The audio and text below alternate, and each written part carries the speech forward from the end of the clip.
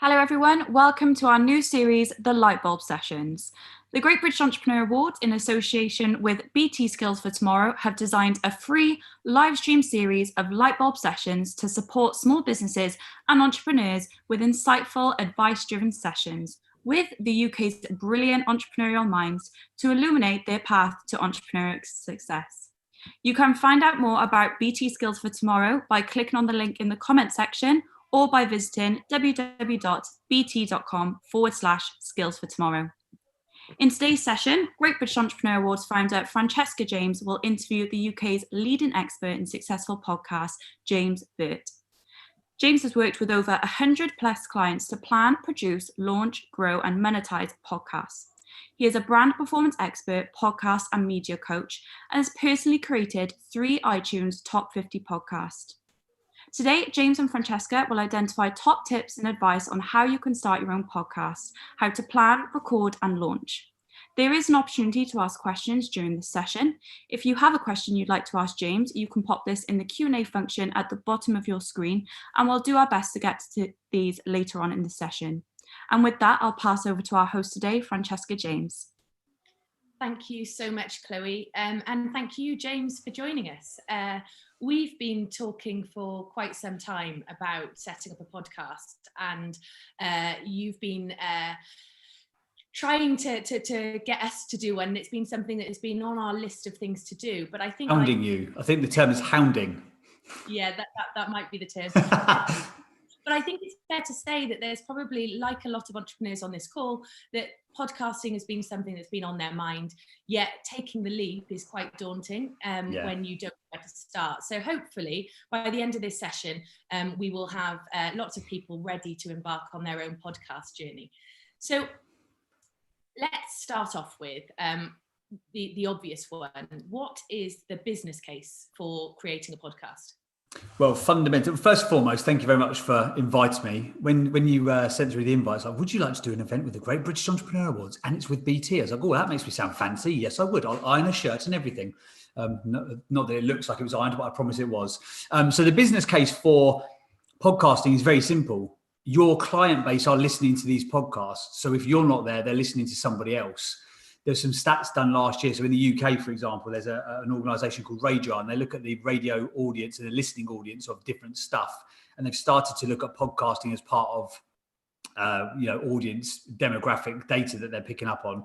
And last year, from 2018 to 2019, there was a 24% increase in the number of people who are listening on a weekly basis. So these are not people who listen to a podcast at some point. These are people who listen every single week.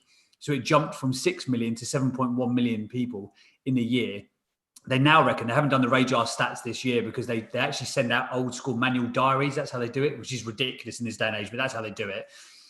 So they obviously haven't done it because of COVID restrictions, etc. But they estimate that by the end of this year, there'll be 10 million people who are listening to podcasting in the UK alone on a weekly basis. So the business case is your clients are there. If you're not, you're missing an opportunity.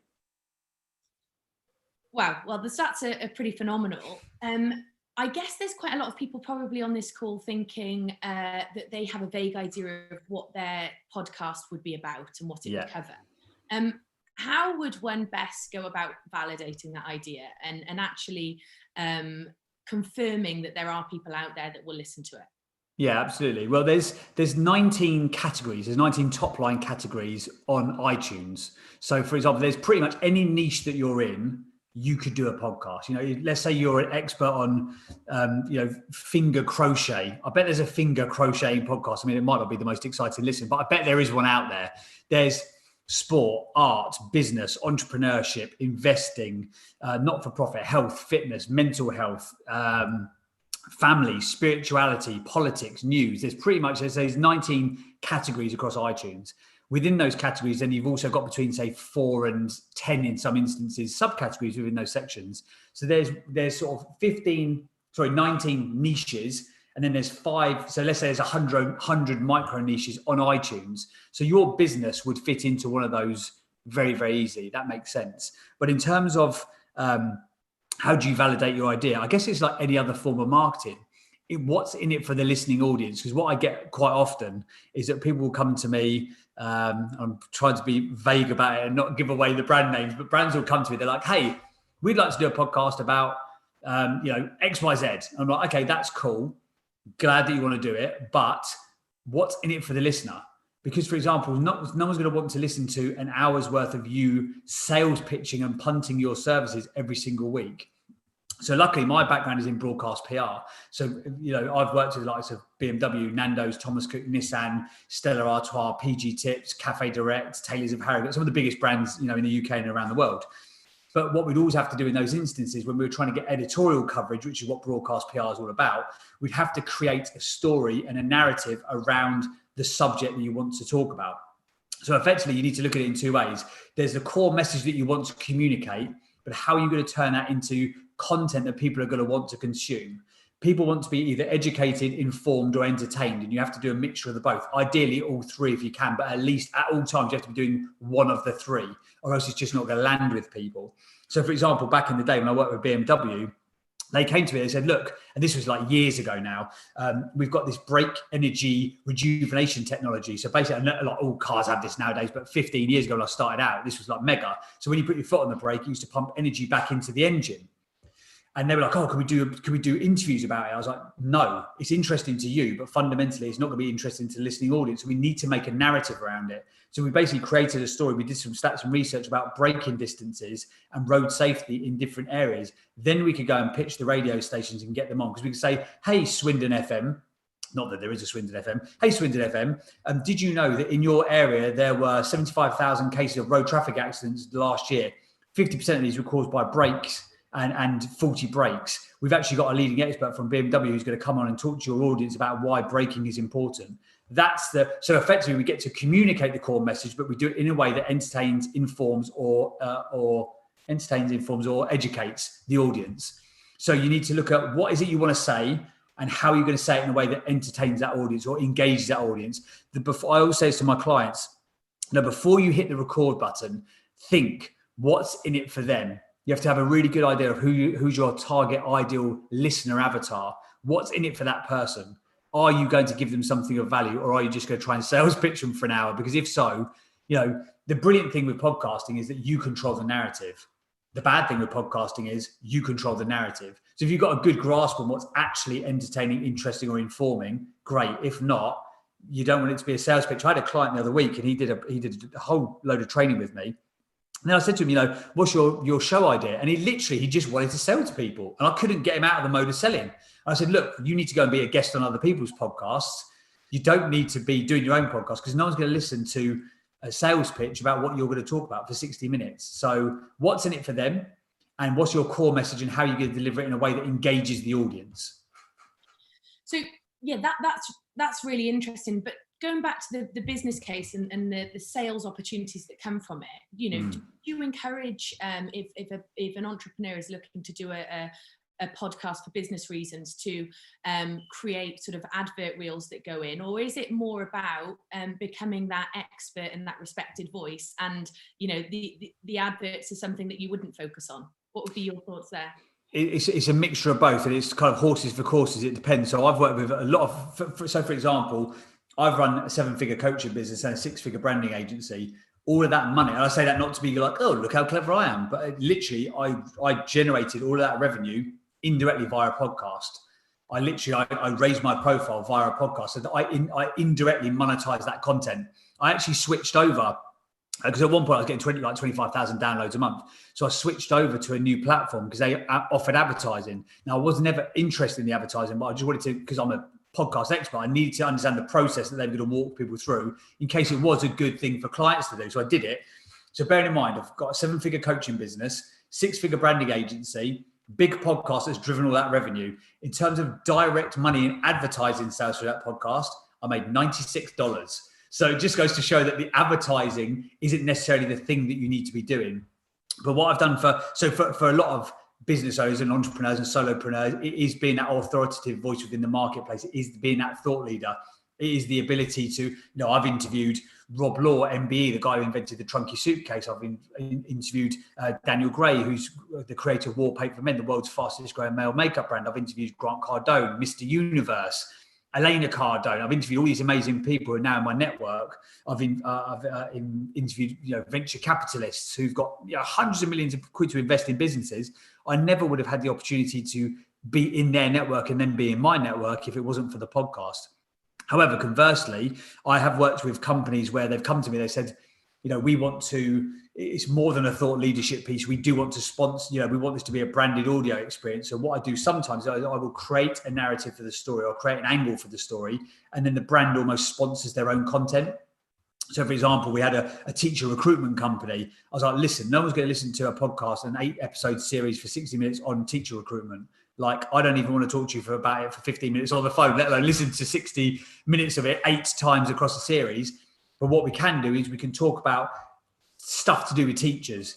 What are the challenges? What's happening in schools? Let's talk to educators. Let's talk to the boards of governors. Let's talk to councils. Let's talk to people, new teachers and old teachers and head teachers and startup teachers. And then let's make the recruitment company be the sponsor of the podcast. So it's almost the Teachers Things podcast. It was called Teachers Things. And the Teachers Things podcast is brought to you in conjunction with Aquinas Education. If you're looking to blah, blah, blah. And so we had a sponsored message from the makers of the podcast, if that makes sense. Yeah, absolutely. Getting into the nitty gritty and to the, if people are really thinking that this might be a way that they want to get their voice out and get their message out. Let's start with cost. How much does it actually cost to set up a podcast and to run a podcast? And I guess it's a bit of how long is a piece of string, but what's the entry point?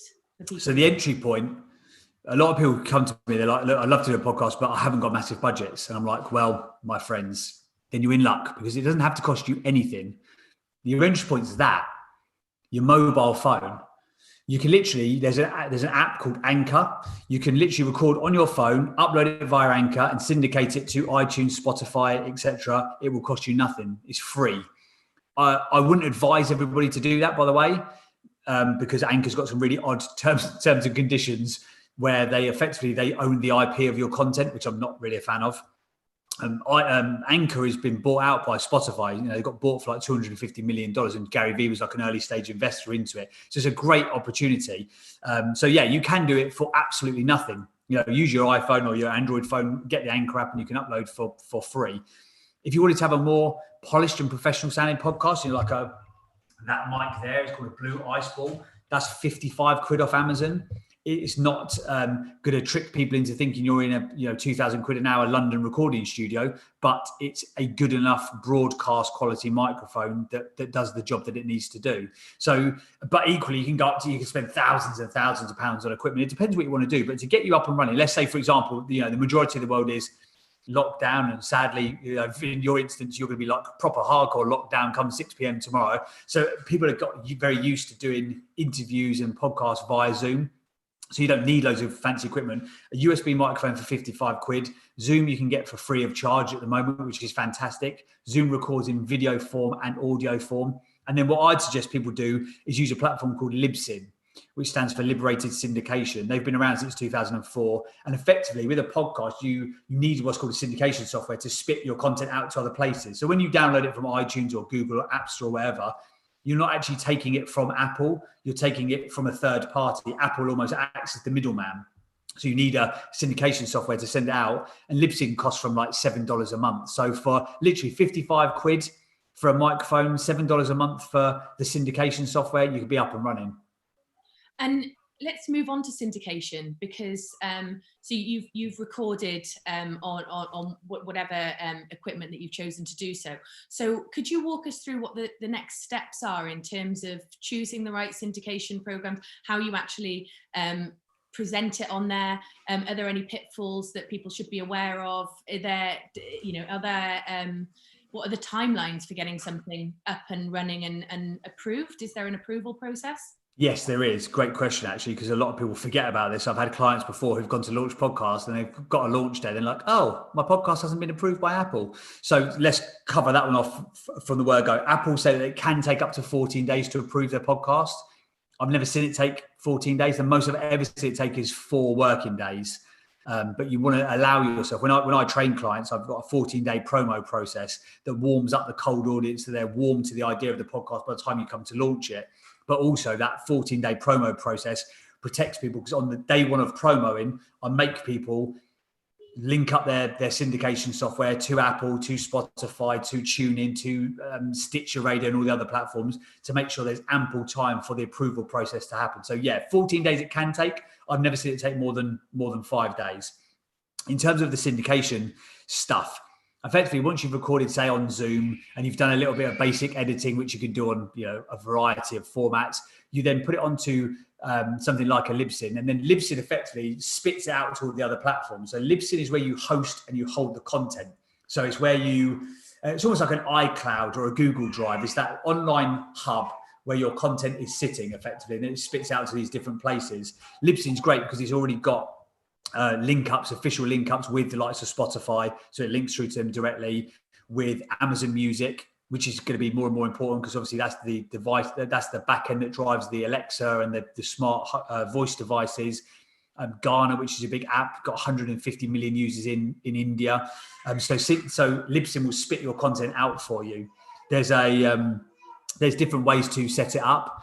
And what you want to make sure of is that when you do set up on something like a Libsyn, or whether it be, there's others out there. So just to be fair, because in case there's anyone who's watching, well, what about the other ones? There's Podbean and Acast and Audio Boom. They do a very similar job. You put your content on there, you write your show notes and all that kind of stuff in there. You put your show artwork on there, and that spits out. The spitting out bit is kind of the same thing, and it's kind of horses for courses. What do you want to use? Libsyn, I only use Libsyn because I've used it 130 times. It's never, ever let me down. So that's why I use it. But in terms of, when you're setting up your software, whichever one you go for, make sure that much like you would if you're writing a blog or doing an article or SEO in the back end of your website, make sure you use SEO terms and keyword-rich phrases that could potentially help your show get found. Because what a lot of people do is be like, so I've got a show called Building the Brand. Okay, you're going to find me, excuse me, if you type in the word building the brand, but you might also put in UK entrepreneur, UK business conversations, interviews. So I make sure that I have as many ways of getting those keywords in as possible without it being like spam. Excuse me. I'm going to die a death on a live Zoom call. That's going to be embarrassing. Just to jump in then, James, I've had a few people Brand new bottle from GBEA. I've got a couple of people asking if you could confirm the name of the app that you suggested. Libsyn? Yeah, Libsyn. So Libsyn's the distribution platform. So LIB, Limo, Indigo, Bravo, Sierra, Yankee, November, Libsyn.com. Brilliant. And the name of the microphone that you sent, I'm guessing that you could send us the link so that we can share that with the audience afterwards. Yeah, no problem at all. If anyone wants to search for those, it's called a blue Snowball Ice. I'm just having a look on it now. Snowball Ice by a company called Blue. Brilliant. We'll put together a bit of a toolkit for any tools or products that we've sort of talked about in this session. We'll send those over to people. I've got a little download if you want it actually, which actually lists down like the real basic stuff and how to do it for cheap. And then sort of, because what I always encourage my clients to do is get it up and running for as cheap as possible, low hanging fruit, because otherwise I'm a qualified coach. I know that if people don't do it easily, they just won't do it at all. So get a 55 quid mic, get it up and running, and then, you could buy a 150 quid mic if you need it further down the line, or you could get a mixing desk if you need it, but just get started to start with. That's the most important thing. So I'll send you that list in case it's useful for the people who are watching. That'd be fantastic. just going back to the approvals, you mentioned that you had a client that didn't get approved. What would be the main reasons that a podcast wouldn't get approved? So it wasn't, it didn't get approved because they hadn't done it in the right way. So when iTunes, effectively, when you link through to iTunes, they're looking to make sure that there is an MP3 file, so some form of audio file linked to the account. They're also making sure that there is a piece of artwork there. So you need to make sure you have both of those things in your syndication software before you link it to iTunes. So the client in question there, they'd linked to iTunes, it had approved, but then they'd taken down the test file. So then at some point there was an account which didn't have audio on it. So then they said, that's a spam account. They closed it down. So that was the problem. So when you set up your when you set up your podcast, what I always encourage my clients to do, because you need to have, or you don't need to, but it's always a good idea to have license-free music for for your intro and your outro. I basically get a little voiceover done for 30 seconds, which is, this is the Building the Brand podcast, in-depth conversations with people who are building exciting brands and businesses. If you're an entrepreneur, blah, blah, blah, this is the show for you. I have that voiceover done on top of the music. Then I upload that to Libsyn, and then I link it through to iTunes. So if somebody accidentally finds the show on iTunes before launch day, there's a piece of content there, but also you just need it to validate with iTunes. So, but make sure, and this is one thing I always tell clients again and again and again, make sure that your Libsyn account always has an MP3, a piece of artwork, and an episode on there when you're validating it. So if for example, you don't want that test file to be there on launch day, upload your other episodes, and then when it's been approved, you can see it on iTunes, then delete the other one off. Okay. And you talked about the intro then, and that you had, you've got a voiceover done. My next question was, you mentioned post-production. I guess, that sort of, you've got the raw recording.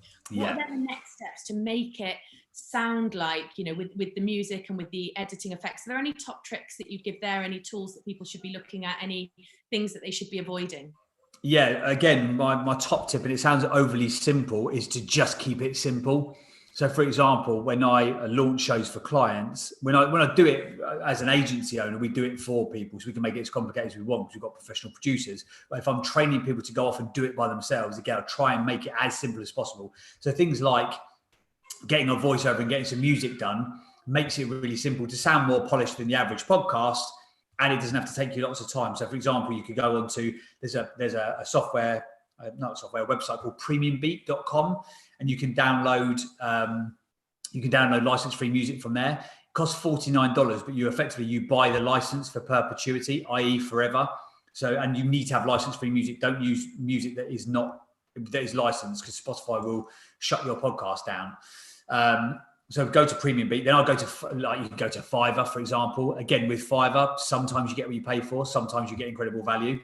So you can find a voiceover artist there.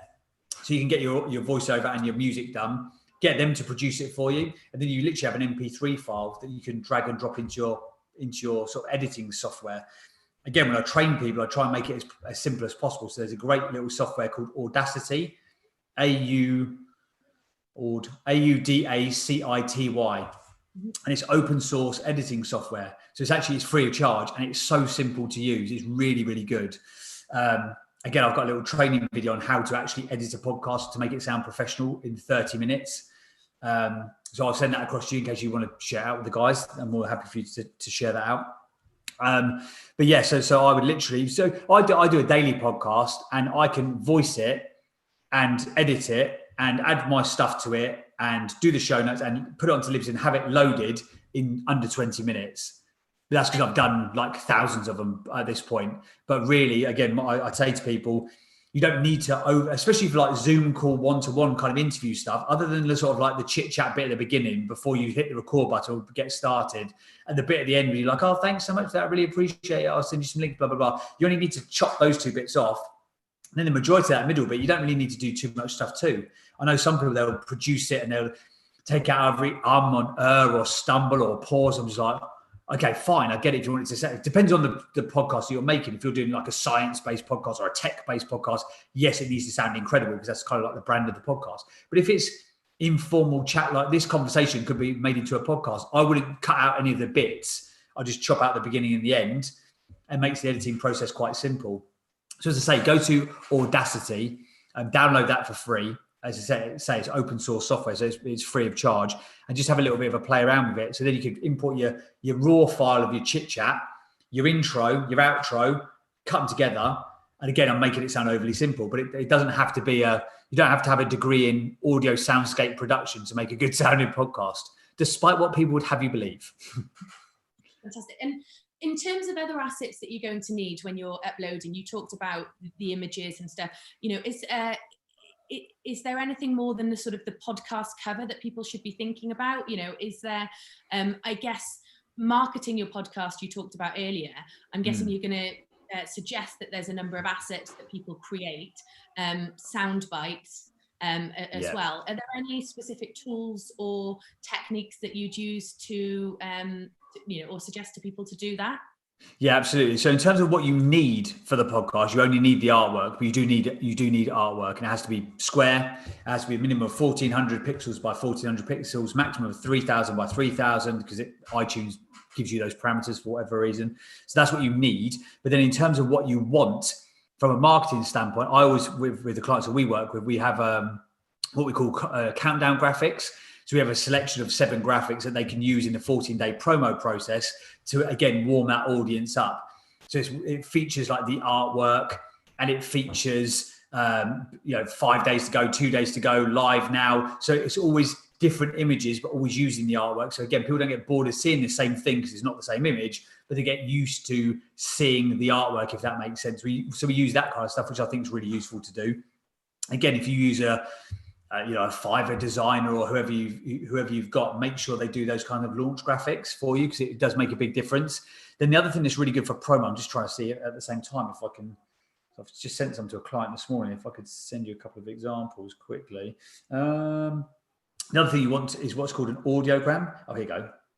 So, for example, this is a client that we're working on. So these are countdown graphics. So 2 hours to go, 5 days to go, 24 hours to go. So you can see there, the artwork's always featuring, and it's always, so people get used to seeing it, but it's a different image each time, slightly. So I suggest that you do those kinds of things. That's really good. And then the other thing that's really good for growing engagement is what's called audiograms. So like video, a huge majority, I think it's 80% of online traffic is now video. People will watch videos even if they don't have the sound on. So for example, if you put an audio clip out or you put a graphic clip out, people can scroll past that. Or if you just had a sound bite, people wouldn't necessarily listen to it. But if you have an audiogram video, that can work really nicely. So that's basically, and audiograms you can either have, if we were recording this, we could take a clip of this and put it into a nice little frame and stick it on, Insta. So they're basically like sub 60-second clips that kind of work outside of context, if that makes sense.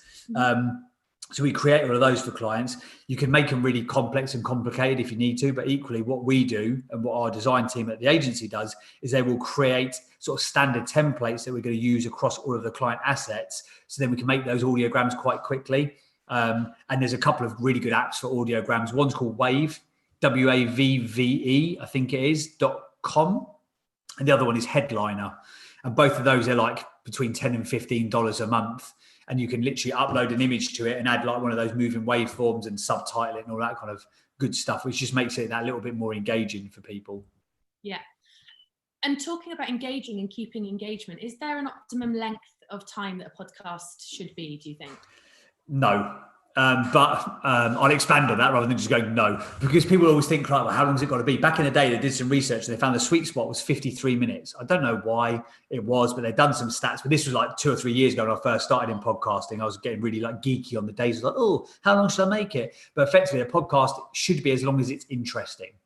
That's it. There's podcasts out there that are a minute long intentionally. There's podcasts that are out there that, Joe Rogan will talk to Elon Musk about, transcendental meditation and, chips for the brain for 4.5 hours. So anything between 1 minute and 4.5 hours, you're kind of good to go. However, having said that, the average commute is probably between 30 and 45 minutes. We're very programmed as a nation. We're used to 30-minute TV programs. We're used to, radio programming sort of 30-minute chunks and increments. So 30 to 45 minutes is probably a good point. But what I'd say there is that the great thing with podcasting is that you don't have to be stuck to a formula. When I used to be on the radio, you had to be finished at a certain time. You had to play the adverts at a certain time. You had to do certain stuff at certain times. You don't have to do it with podcasting. So let's say, for example, you're doing an interview with somebody and 30 minutes in, you're a bit bored of the conversation. If you're bored, the audience is going to be bored. Wrap it up. Equally, if you're getting to 45 minutes and you're like, oh my God, I could talk to this guy or girl for another hour, don't cut it short just because you want to get into that 45-minute window, if that makes sense. So there's no hard and fast rules as long as it's interesting. But I understand that answers like, how long is a piece of string? Yeah, 2 questions on the back of that, and I'm going to ask them back to back because otherwise I'll get. The first one is how long is it? I guess when you're deciding on a time for your a length, a duration for your podcast, your audience, if you've built that up, are going to have an expectation. So I guess you don't want to have a series of 15-minute podcasts and then hit them with a 3.5-hour one. So I guess would the advice there be to serialize that and to break it down into key topics maybe? And the second question I want to come back to is, and you might not have the answer for this, but you talked about the commute. Now, obviously, we're in a wildly different world than we were this time last year or even a few months back. And it would be interesting to see if there is any data or research that's been done on changing trends of listener habits during lockdown and the new normal. Yeah, I'm not entirely sure because, again, all of this sort of the big data people haven't been doing the surveys in the way that they normally did. But prior to COVID, 23% of listening happened in the car or sort of on the commute. I think it was like 10 or 12% happened in gyms and working out. The vast majority of listening, interestingly, even pre-COVID, actually happened in the home, which I was really surprised about because I just expect that, all consumers are like me. They go to the gym, they go out for a walk, or they listen to it while they're doing the gardening or the washing up. But yeah, the vast majority, 40%, happens in the home. So that means if you've got a brand where you really need to be able to explain stuff to people, you can say to people, hey, I'm going to coach you on this today. Hey, I'm going to go into depth on this today. I'm going to break down, how the reticular activation system works within psychology. Grab a piece of paper and a pen because I'm actually going to give you some notes. We launched a podcast last week for an influencer guy called Danny Allen Page. And he consistently, he's grown his Instagram following from like 1,000 people to 50,000 in under a year. And he's made 200 grand in the process. So he knows his stuff when it comes to Instagram. And he gets like 130% listening of his podcast. And when you look at that, you're like, well, hang on a second, how can you have 130%? It's because people listen back to the same episode again and again. And he always gets people who are like, I'm listening for the third time, still taking more and more notes. So if you've got a brand where you need to educate people, it works really, really nicely.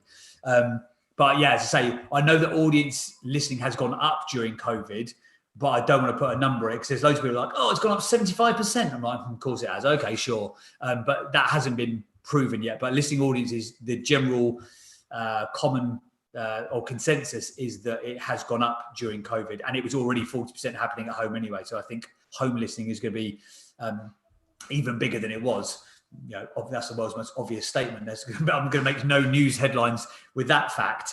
In terms of the sort of the 15-minute episode for a certain amount and then the 3.5 hour, yes, like you've sort of beautifully put it there, people kind of get used to the content in a certain way. So you don't want to have 15-minute pods and then all of a sudden you've got 4 hours because people won't listen to it. And to your further point, but so sorry, for example, with my building the brand episodes, each week I do an in-depth conversation with someone who's building an interesting brand. But I'm also now doing 10 to 15-minute episodes where I am just talking about building my business because I'm building it from scratch in COVID, from home, in the spare room, blah, blah, blah. So I'm literally taking people on the journey of creating this brand and business, the Ultimate Podcast Group, which I now run. So I've got, an hour-long podcast or 15-minute podcast, but I kind of... I explain the context of the content within the intro, if that makes sense. So there's not like, oh, why is this one only 15 minutes? Because you know why it's 15 minutes. But to your point there about if you've got would you break something down into like a series? Yeah, absolutely. That's one of the things we've just done for an expert coaching client of ours. He had a great series. He had, I think it was like 15 hours worth of content on what's called Conquer the Crisis. He had these amazing speakers coming and do these keynotes for his in-person inner circle mastermind. I said, look, rather than dropping all of this as one thing, obviously it's much too long because it's 15 hours. We might be able to get some like publicity around it, but ultimately it would have been horrific for like listening numbers. I was like, let's break this down into a series. So we've actually created a whole series just on that subject. Then we're going to do another series in January, which will be on how to scale up. Then we're going to do another series in March, which will be on how to team up. So we've broken down the methodology that he teaches. We've broken it down into series-based podcasts. We've done it for Europe's largest health tech innovation event called Giant Healthcare. They've got so much stuff that they could talk about. I was like, look, let's do a series about tech innovations. Then we could talk about VR in the next series. Then we could talk about remote learning or whatever it may be to break it down for people. So yes, to answer your very succinct question with a very long answer, you could, if you had 3 hours of content, I would chunk it down. And if you are coming up with a series concept, a concept for your podcast, if there's stuff that you coach or you teach or you're an expert in, or if there's different sort of models of how you deliver your service, by all means, you can break it into series. Series have become a very standard way for people to consume podcast content. We're getting more and more used to it. So people will listen in for 8 episodes, then they'll be used to like a 6-week gap, and you can come back for a season 2. So that works really nicely. Well, that was actually my next question. So maybe there's a psychic element going on here, because I was going to say, how many episodes should you have to launch with? And, typically then what would a series look like? So I always encourage people to launch with 3 episodes, and I have 3 episodes on launch day. The reason for that is because you want to school the algorithm effectively, or play the algorithm. So when you're a new show, any activity that happens on your account is worth, I reckon, between 30 and 50 times that of an established show. And that's not me just picking a number out of thin air just because it sounds good. That's based on, as I mentioned before, I had a podcast that was doing 25,000 downloads a month. We were consistently in the top 100. Never really dropped out of it. Every time we released a new episode, we get a spike of listeners, jump back up into the top 20. Then we sort of gradually during the week go down to within the top 100. And so the sort of cycle continued. Didn't put out an episode for 3 weeks at the beginning of 2018 because I was on holiday. I went to this like fancy like Thailand location that didn't have any internet. I was like, well, I just won't bother doing the podcast. What's the harm? I deserve a break. Big mistake. Because when we came back, we had fallen out of the iTunes top 200 and we never got back in again. Even when we had Grant Cardone on, for example. Oh, sorry, we did. We jumped back into number 72 when we had Grant Cardone on. Grant Cardone's got 6 million fans. He drove a lot of traffic to that podcast, and even that wasn't enough to get us back into the charts. So yeah, you need to have that consistency of content. So when you're a new show, I reckon that for every one piece of activity, whether it be a download, a rating, or a view that you get, it's worth, as I say, 30 to 50 times what that would be of an established show. So you launch with 3 shows. Show number 1 is going to be a pilot, or what I call a pilot. So it's going to be 5 to 15 minutes long. It's going to be you explaining who you are, what you're all about, what's your credibility, what the listener's going to get, again, what's in it for them. How often are you going to put the show out? What kind of guests, what kind of entertainment, information and education are they going to get from the show? And maybe a couple of clips from future episodes. That's what you want to do for episode 1. The reason why you want to keep it intentionally short is because what you want people to do is then go on to episode 2 and 3 in that same listening session. So to your point earlier, how long should a podcast be? Let's say we're going to listen for 30 minutes on our commute. If you've got a 15-minute pilot, naturally my phone, if I hit the subscribe button, will start playing episode 2. So effectively, we can get 2 bites of the same cherry. So let's say, for example, we can drive 100 people to your podcast. You don't need mega numbers. Let's say we can drive 100 people to your podcast, but each of those 100 people are worth 50 times that for each download they give you. So that 100 people downloading once is worth 5,000 downloads for a more established show. If we do the pilot show trick and we make them download 2 shows at the same time, effectively on day 1 with 100 people, we've got the same impact as what you would have as 10,000 listeners for a more established show. So that's how it works. So yeah, 3 shows. There's other people out there who say you should launch with 10 shows. I just think that's too much. People already feel like they're missing out. They're too far behind. I've done it. Chris Evans launched his show last week with 10 shows. And I already feel like I'm missing out because now each week he's putting content out, but I've not listened to the one before. So I think that's too much. So yeah, I always tell, and I've launched 127 podcasts. 85 to 90% of the people that I work with end up in the iTunes top charts. So I'm not saying that, you've got to listen to me, but it's been tested a few times now, if that makes sense. So 3 episodes works really nicely for the launch. And if you're going to do a series, you want to have a minimum of, if it's a story-based podcast, you can get away with 6 episodes and that kind of like pilot show. But I normally suggest to clients about 8 episodes because it's enough meat on the bones for people to get interested in, if that makes sense. Yeah, that's great. Just a reminder that if anyone's got any questions, pop them in the Q&A. We've answered a few as we're going along. But just back to your point, I'm assuming that the majority of people on this call, they're on this session because they haven't launched yet, and therefore they've still got that very critical period of engagement ahead of them when they do launch. What would be some tips and tricks for ensuring that you're really capitalizing on on that sort of springboard time in terms of getting listeners? Yeah, so as I mentioned, with all the clients that I work with, we have this 14-day promo process. So it's literally about, and then this is, again, it's been tried and tested.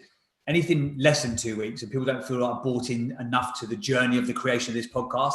Anything more than 2 weeks, and people are like, dude, I get it. You launched your podcast. Shut up talking about it. Just let me know when it comes out, and I'll download it. So 2 weeks is that kind of sweet spot where you've been talking about it enough that people are like, oh, I'll support that. I've seen him working hard on creating that, and it's not too long. So then literally what you do for that 14-day promo process, it's kind of, it sounds a bit overly simple and a bit Gary Vee-esque, but document the journey of creating that show.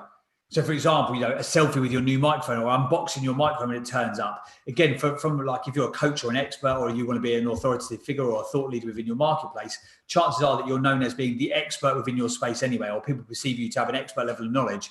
There's not very many opportunities within business and branding where you can show a level of vulnerability which doesn't decrease your credibility. But with this, it absolutely is. Let's say you're an expert coach, for example. I tell all my clients, you've got to get outside of your comfort zone to achieve what they want in life, blah, blah, blah. Very like generic coaching message, I understand that. But if that's kind of the thing that you're putting out, there's not many opportunities. But I tell everyone about comfort zones. There's your comfort zone, your stretch zone, your panic zone. Which zones do you operate in, blah, blah, blah. And for me, recording audio, weirdly, is actually a stretch zone.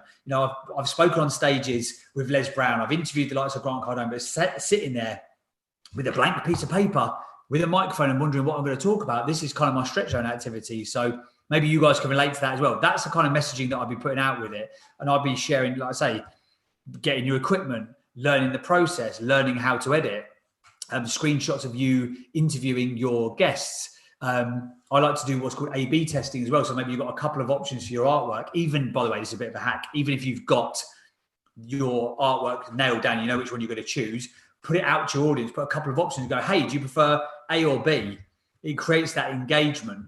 Same thing with the voiceover and the theme music. If you've narrowed it down to say 3 or 4 tracks that you really like, put it out to your community and say, hey, I'd love to get your feedback on this. We did it actually for a client once. We did that, and it was brilliant. I've never seen this happen before. She had like a closed community, which wasn't massive numbers, like 1,000 odd people, something like that. And she put out the top 2 choices of the music that my production guys had chosen. And these are guys who've worked for the BBC and they've produced stuff for millions of hours millions of downloads of content. So we're pretty good at picking stuff. So we picked these like top tracks, and she this client put in her favorite 2, put it out to her audience. And one member of the audience said, hey, and she did a poll. She's like, which one do you prefer? And this member of her community was like, oh, I really like these, but it just doesn't quite feel like you. I hope you don't mind. I've done a bit of my own digging. I think this track's better. So she put this track in there. 17 people then upvoted this other track. So we ended up going with the choice of the person in the community. So now that whole community is super engaged in the process of building that podcast, because they've literally had a vested interest. They've had a hand in making that show. So it's that kind of content, documenting the process across the 14 days is what works really, really well to build up that level of engagement. Because what you're trying to do there is trying to take your cold market and make it warm or hot. So by the time you come to launch day, it's not like, hey, I've got a podcast, because everyone's got a podcast. That's the perception. Everyone's got a podcast right now. They haven't. There's only 1.3 million podcasts, but I get why the perception is that everyone's got a podcast. So what you don't want to do is just go, hey, I've got a podcast. It's on Apple. Go and download it. People buy into the journey. People buy into the learning. People buy into the story behind the story.